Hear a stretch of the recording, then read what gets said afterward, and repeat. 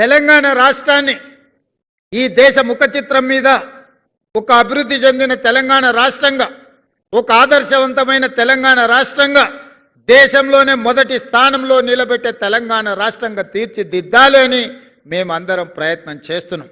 అందుకే ఈనాడు తెలంగాణ యొక్క ప్రణాళికల్ని భవిష్యత్తు కోసం మనం రచించుకోవాలని తెలంగాణ రైజింగ్ 2047 అని ఒక విజన్ డాక్యుమెంట్ని తీసుకురాదలుచుకున్నాం.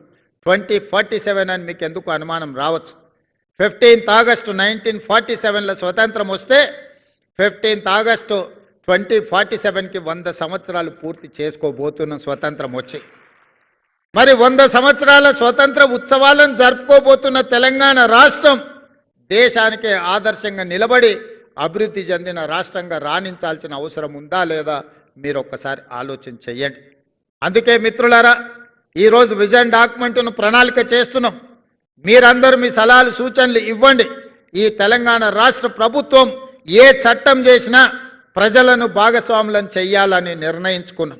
సమస్యలు తెలిసిన వాళ్ళను పరిష్కారం అడగడం ద్వారా వాళ్ళ సూచనలు తీసుకొని చట్టాలను చేసే ఆలోచన ఈనాడు మనం చేస్తున్నాం. అందుకే ఈరోజు విజన్లో మీరు పాల్గొనండి. రాబోయే 2047కి 1 ట్రిలియన్, ఈరోజు 2034కి $1 ట్రిలియన్ ఎకానమీగా, 2047కి $3 ట్రిలియన్ ఎకానమీగా తెలంగాణ ఆర్థిక పరిస్థితులను అభివృద్ధి చేయాలనుకుంటున్నాం. ఇవాళ దేశంలో తెలంగాణ రాష్ట్ర జనాభా 2.5%. దేశ ఆర్థిక వ్యవస్థలో మనం 5% ఈరోజు కంట్రిబ్యూట్ చేస్తున్నాం. ఈ 5%ని 10%కి కేంద్ర ప్రభుత్వం 2047లో $30 ట్రిలియన్ ఎకానమీగా మారాలనుకుంటుంది. ఆనాడు ఈ దేశ ఆర్థిక వ్యవస్థలో 10%ని తెలంగాణ నుంచే అందించాలన్న లక్ష్యంగా ఈరోజు మన ప్రభుత్వం చేస్తున్నది. ఆ లక్ష్యానికి చేరుకోవాలంటే మీ వంతు సహకారం ఉండాలి. వ్యవసాయం అభివృద్ధి జరగాలి. రైతుల సమస్యలు పరిష్కారం కావాలి. రైతే రాజు, వ్యవసాయం దండగ కాదు, వ్యవసాయాన్ని పండగ చెయ్యాలి.